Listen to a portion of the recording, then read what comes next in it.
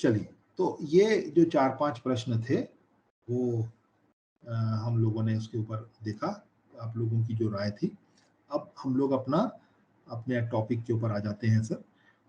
Facilitation को समझना, facilitation क्या है, कैसा है, और बेसिकली हमको ये देखना है कि जो एडल्ट लोगों के साथ में काम होता है और जो बच्चे लोगों के साथ में हम लोग जो काम करते हैं, दोनों में बेसिक डिफरेंस क्या है, और उसको हम लोग कैसे अपने आगे के काम में जो है वो अप्लाई करेंगे। तो नेक्स्ट टॉपिक पे चलते हैं, नेक्स्ट स्लाइड पर। ये एक स्लाइड इंग्लिश में है, बाकी आगे पूरा हिंदी में है सर, ऐसा। तो फैसिलिटेशन जो है, एक ऐसी एक प्रक्रिया है जो एक अच्छे माहौल में प्रभावशाली रूप से किसी भी कोई भी काम होता है, उसको सही तरीके से करने के लिए एक कॉन्शियस और प्लान्ड एफर्ट जो है वो बनाया जाता है। आप जैसे अ, एक अभी हम लोग अपनी एक वर्कशॉप कर रहे हैं सर आज, जो चालू हुई है। अब आप देखिए कि इस वर्कशॉप को ऑर्गेनाइज करने के लिए और आप लोगों से बात करने के लिए पिछले 12-15-20 दिनों से काम चल रहा है सर, कि क्या टॉपिक होना चाहिए, उस टॉपिक में क्या-क्या बातें होनी चाहिए, उस टॉपिक को एस्टैब्लिश करने के लिए किन चीज़ों की ज़रूरत होगी, क्या ऐसी चीज़ें होंगी जिससे कि चीज़ें आसानी से आप लोगों तक पहुँच पाएँ।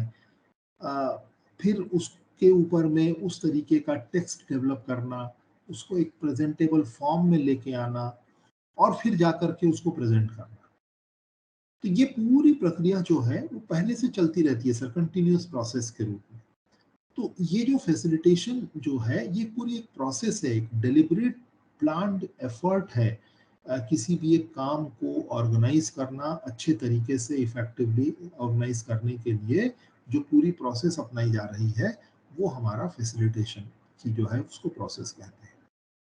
और ये अ, अब जैसे आज की जो हमारी वर्कशॉप हो रही है या इससे पहले की जो वर्कशॉप्स हुई हैं, उसमें हम लोगों ने जो आप लोगों के साथ में जब मिल के हम लोगों ने काम किया कि एक प्रश्न को कैसे बनाना है, एक अच्छे प्रश्न की क्वालिटीज़ क्या हैं, एक जो हमारा स्कोर कार्ड है वो हम कैसे बनाते हैं, या जब हम प्रश्नों को बनाते हैं तो हम क्या ब्लूम्स टैक्सोनॉमी के ऊपर में जब हम लोगों ने बात की थी कि ब्लूम्स टैक्सोनॉमी क्या है, उसको कैसे हम लोग जो है यहाँ पर अप्लाई करते हैं।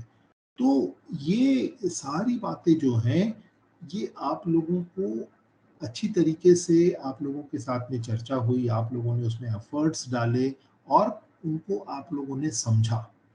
तो अब ये फैसिलिटेशन जो है, आप लोगों के साथ काम करते हुए आप लोगों को इतना एम्पावर अप कर दिया गया है इस वर्कशॉप्स के ज़रिए कि अब आप उस काम को आगे जाकर के और लोगों के साथ में कर सकते हैं। तो ये भी एक फैसिलिटेशन का हिस्सा है कि आपको एम्पावर करना या हमारे जो प्रतिभागी हैं उनको एम्पावर करना कि अब वो आगे जाकर के उस काम को कर सकें। Sir, in the और first line, it is हाँ, mentioned that facilitation is a conscious. हाँ, So, conscious means here, sir, awareness. Sir, I नहीं, just want to know. हाँ, कॉन्शियस मतलब कि जैसे वो लिखा है ना सर, आगे डेलिबरेट लिखा है, मतलब कि सोची समझी एक एफर्ट है सर ये। एक Okay, सोचा समझा okay, thank you. एफर्ट है ये, मतलब पहले से उस पे विचार करके, ये नहीं है कि अचानक से कोई चीज़ को कर दिया गया। एक सोचा Yeah. समझा प्रयास है सर ये बात है उसमें। अब इसमें जो फैसिलिटेशन के साथ में जो फैसिलिटेटर जो वर्ड जुड़ा है सर, फैसिलिटेशन जो है वो फैसिलिटेटर करता है। वो कोई परफॉर्म, मतलब उसका काम जो है वो फैसिलिटेट करना, इनेबल करना, एम्पावर करना, ऐसा वातावरण बनाना जिससे कि जो प्रतिभागी हैं वो उन चीजों को करें और अपने कौशलों का विकास कर सकें। फैसिलिटेटर हर चीज खुद करेगा तो जो प्रतिभागी हैं उनको मौका नहीं मिलेगा उन चीज को करके देखने का। तो हो सकता है कि वो जो कौशल विकास की जो बात हो रही है वो रिजल्ट सामने ना आ पाए। इसलिए वो ऐसा वातावरण तैयार करता है कि जो हमारे प्रतिभागी हैं वो चीजों को करें, वो स्वयं करें।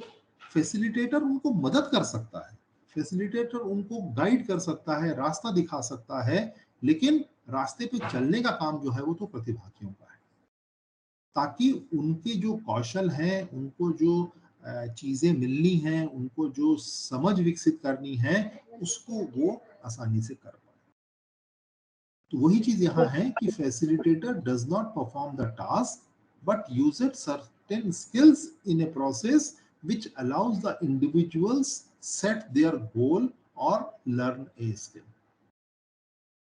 वो एनवायरनमेंट क्रिएट कर सकता है, वो एक वातावरण बना सकता है। कल भी मेरी बात हुई। हाँ कल उसी ये फाइल किया है ऑडिशन फाइल। तो वो एक वातावरण बना सकता है, वो एक एनवायरनमेंट क्रिएट करेगा जिसके अंदर में प्रतिभागी काम करेंगे और अपने स्किल्स को बढ़ाएंगे। ठीक है सर, ये एक फैसिलिटेशन जो है क्या है, इसको अपने को समझने की बात थी। इसमें कहीं कोई बात हो तो सर प्लीज बीच में अगर अगर आप लोगों को लगे कहीं पर कोई भी बात करने के लिए तो बात हम लोग करेंगे सर उसमें।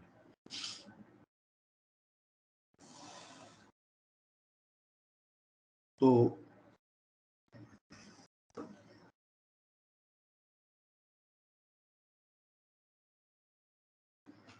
Joel,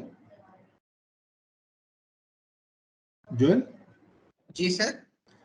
if you want to add something at any point you can you are most welcome, please Sure. do that। Sure. Okay, हाँ, so ठीक है, नेक्स्ट स्लाइड पे चलते हैं।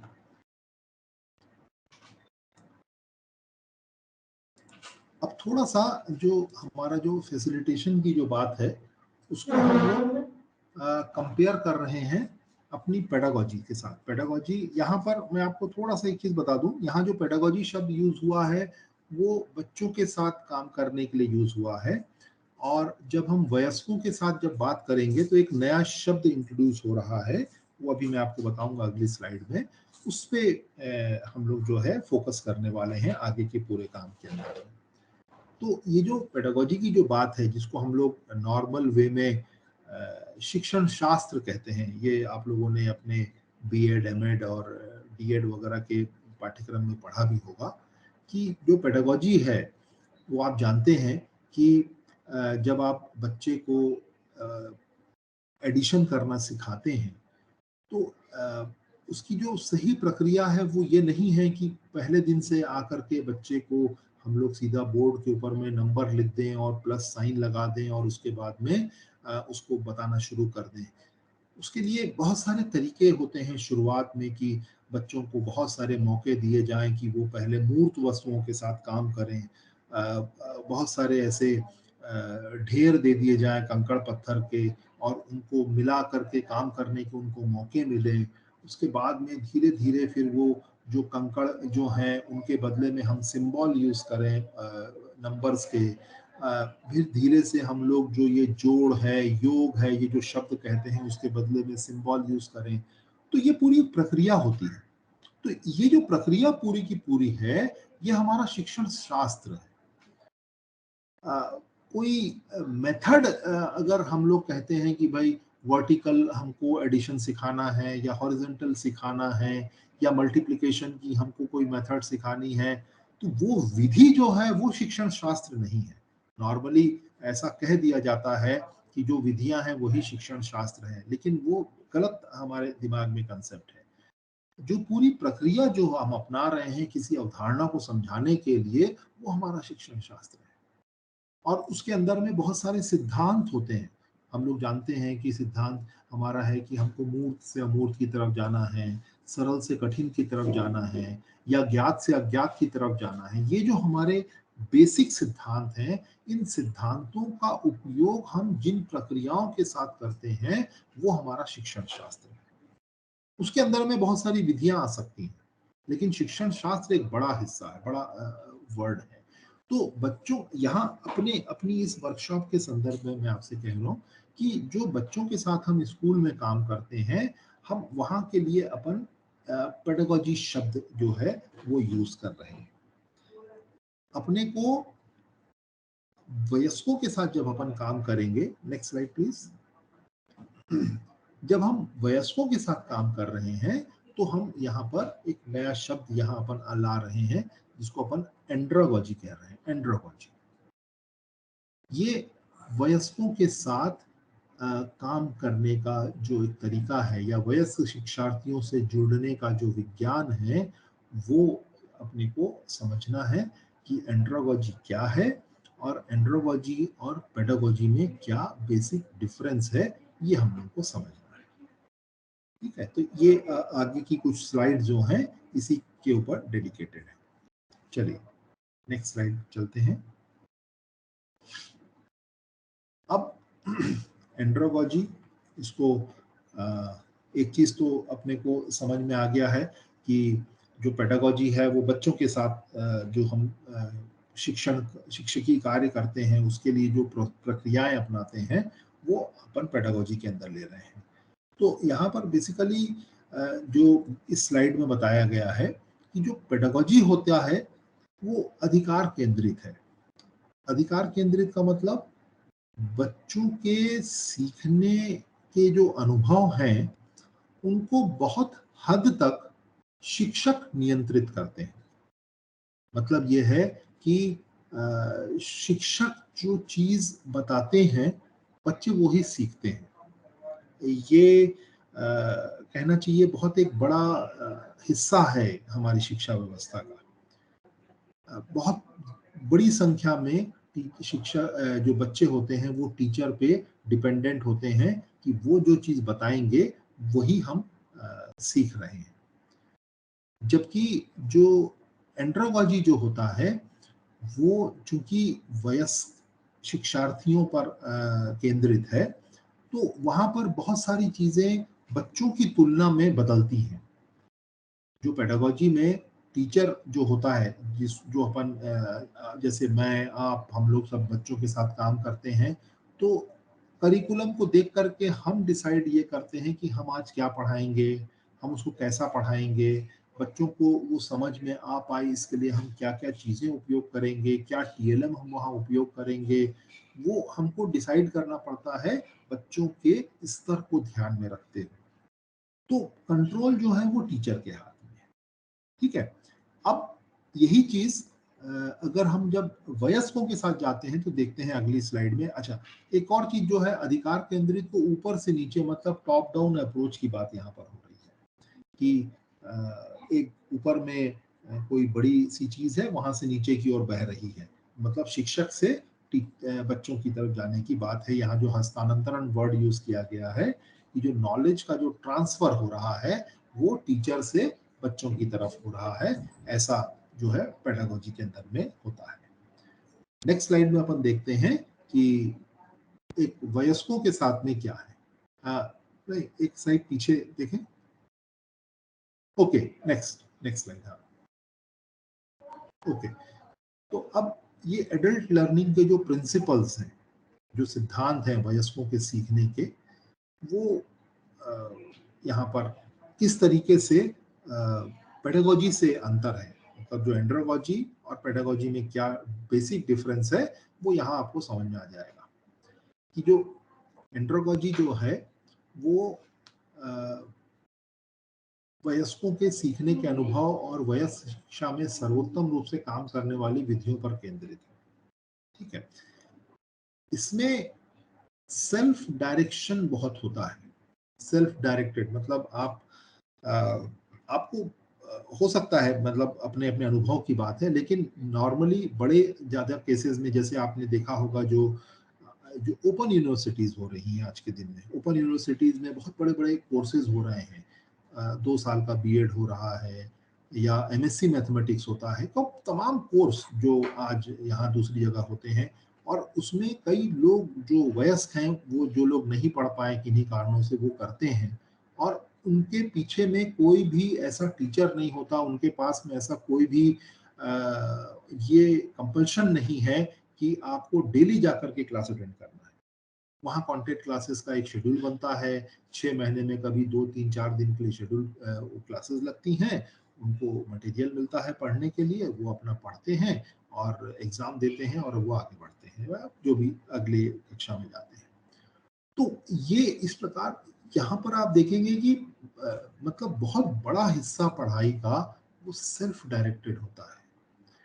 वो सेल्फ डायरेक्शन, सेल्फ मोटिवेशन, ये सारी चीजें जो हैं वो एंड्रोलॉजी के अंदर में रहती हैं।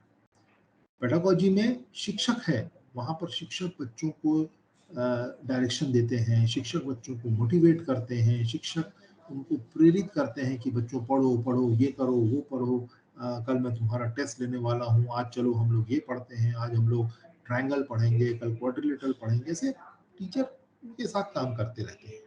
लेकिन एंड्रोलॉजी में ये चीज थोड़ी सी मिसिंग होती है और जो एडल्ट लर्नर होते हैं वो खुद अपने डायरेक्शन पे पढ़ते हैं।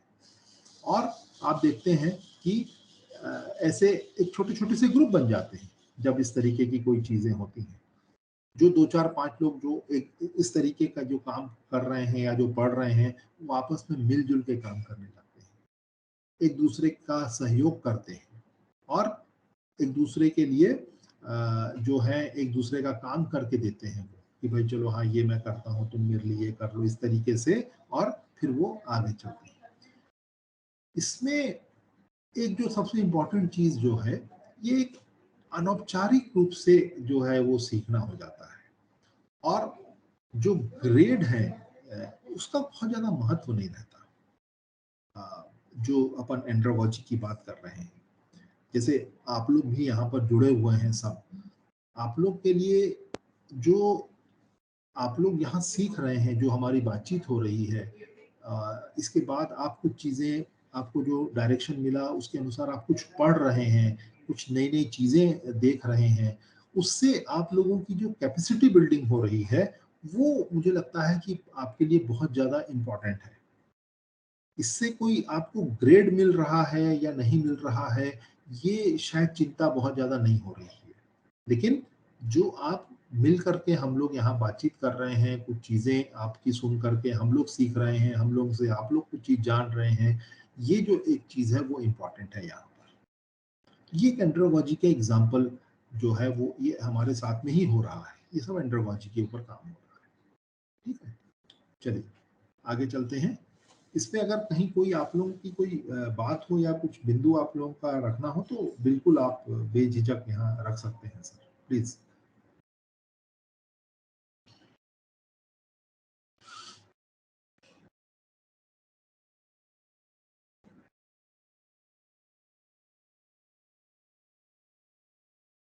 कोई भी बात आपको लगे तो।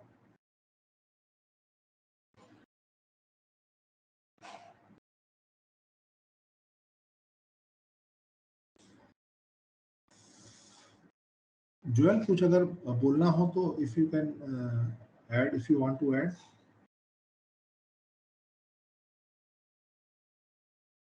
No, sir. I think we are good.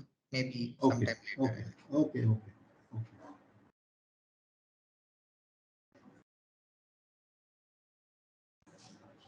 चलिए, तो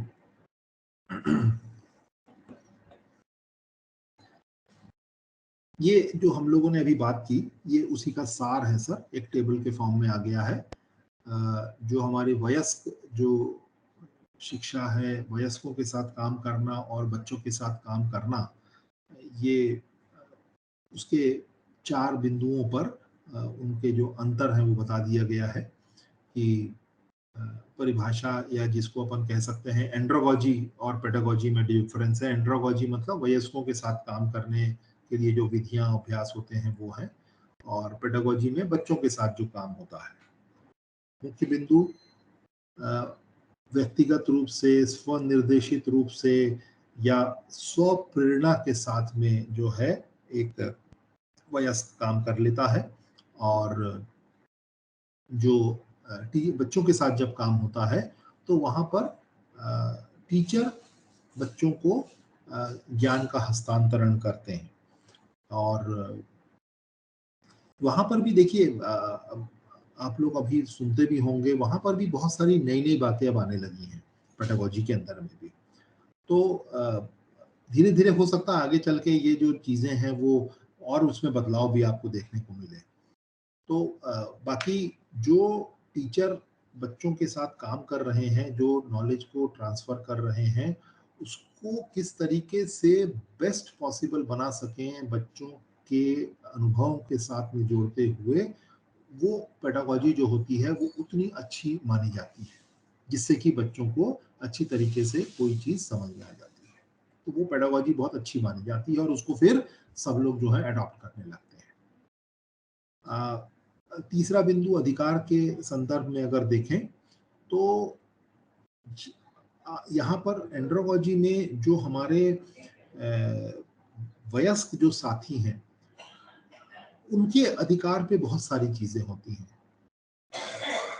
क्या करना है, कैसे करना है, कब करना है, ये सारी चीजों पे उनका अधिकार होता है। और इसके लिए सेल्फ डायरेक्शन और सेल्फ मोटिवेशन ये बहुत इंपॉर्टेंट है।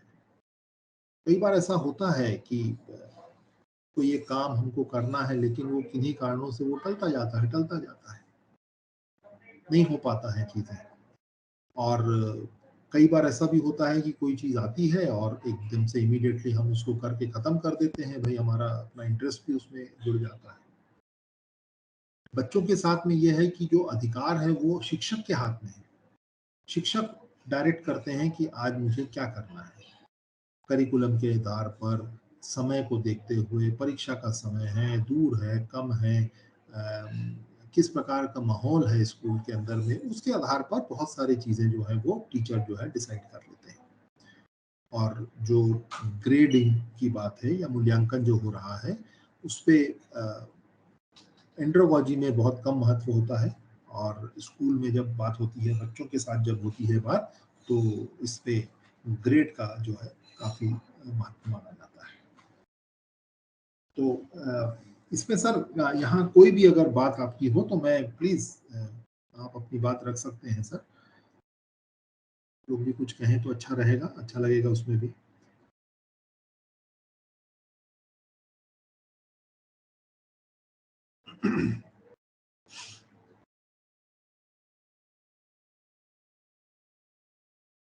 कोई भी अपनी बात रख सकते हैं सर।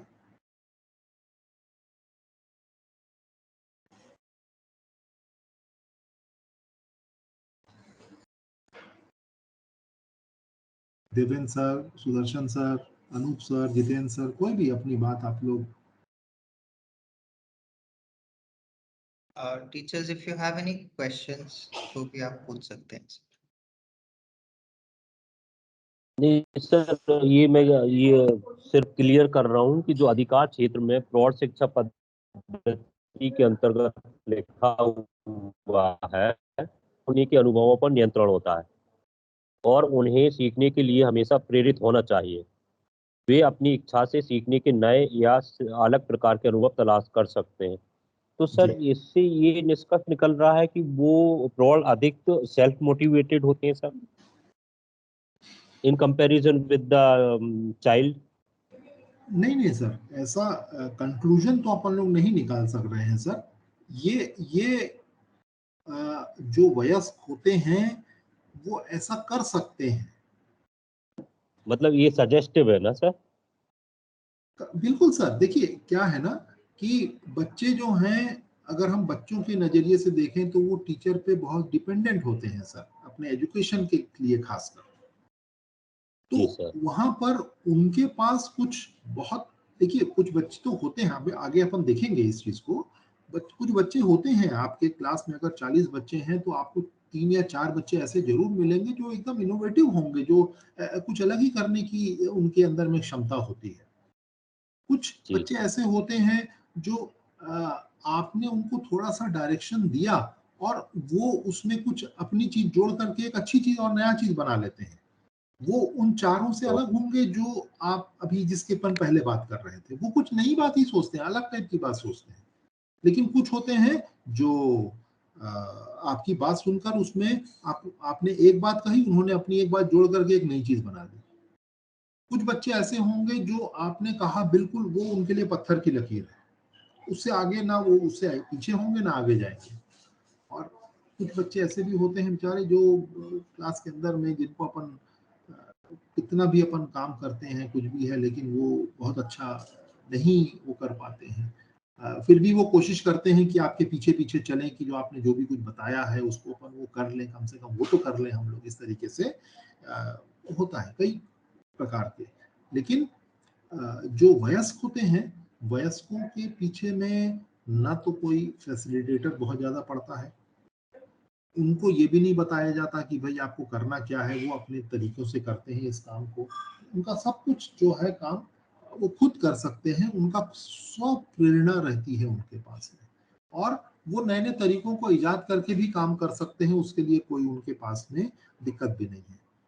तो ये दोनों के बीच में बेसिक डिफरेंस है सर। यहाँ डिपेंडेंसी बहुत कम है जब अपन वयस्कों की बात करते हैं, और यहाँ पर डिपेंडेंसी बहुत ज्यादा है बच्चों की जब अपन बात।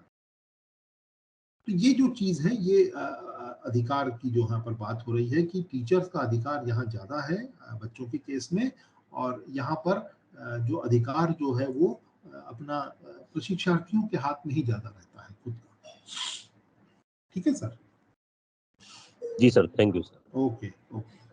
और ग्रेड की बात जो है वो है ही सर उसमें कि ग्रेड में बहुत ज़्यादा असर उस पर नहीं है जब बात होती है अपने वयस्कों की बात होती है। और इधर बच्चों के केस में ग्रेड जो है वो बहुत महत्वपूर्ण होता है।